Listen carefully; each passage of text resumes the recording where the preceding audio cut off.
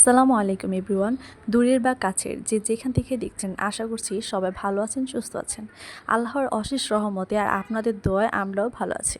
আমি সবসময় রুবাইশাকে দুপুর 12টার সময় যে কোনো ফ্রুটস আইটেম দেওয়ার চেষ্টা করি। তো আজ আমি ওকে তরমুজ দিয়েছি। তা আমি সবসময় ফ্রুটস আইটেমগুলো ওর হাতে দিয়ে দিই, যাতে ও নিজ হাতেই এনজয় করে খাবারটা খেতে পারে, আর এর ফলে বাচ্চাদের খাওয়ার আগ্রহটা বেড়ে যায়। তা আপনারা চেষ্টা করবেন বাচ্চাদেরকে নিজ হাতে খাওয়ানোর। আর অবশ্যই বাচ্চাদের হাতে খাবার দিয়ে সরে যাবেন না। বাচ্চাদের হাতে খাবার দিলে অবশ্যই এটা খেয়াল রাখবেন যাতে বাচ্চাদের গলায় খাবারটা আটকে না যায়। তো রুবাসা তরমুজ খাচ্ছিল আর আমার সাথে দুষ্টামি করছিল। বলতে বলতে গরম চলে আসছে, আর এই গরমে বাচ্চাদেরকে অবশ্যই এক্সট্রা কেয়ার নেবেন। গরমের সময় বাচ্চাদের হজমের সমস্যা হয়, তাই যে কোনো খাবার খাওয়ানোর আগে চিন্তা ভাবনা করে খাওয়াবেন। বাচ্চাদের ক্ষেত্রে সবচেয়ে গুরুত্বপূর্ণ বিষয় হচ্ছে পানি খাওয়ানো। অবশ্যই প্রতিদিন বাচ্চাদের বয়স অনুসারে পর্যাপ্ত পরিমাণে পানি খাওয়াবেন। আর গরমে আরেকটা জিনিস খেয়াল রাখবেন যাতে বাচ্চারা গরমে বেশি ঘেমে না যায়।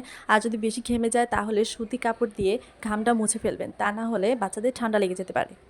আর আপনারা অবশ্যই অবশ্যই রুবাসার জন্য দোয়া করবেন যাতে ও ভালো থাকে, সুস্থ থাকে, আর সুন্দর সুন্দর স্মৃতিময় মুহূর্ত সহকারে দিনগুলো কাটে।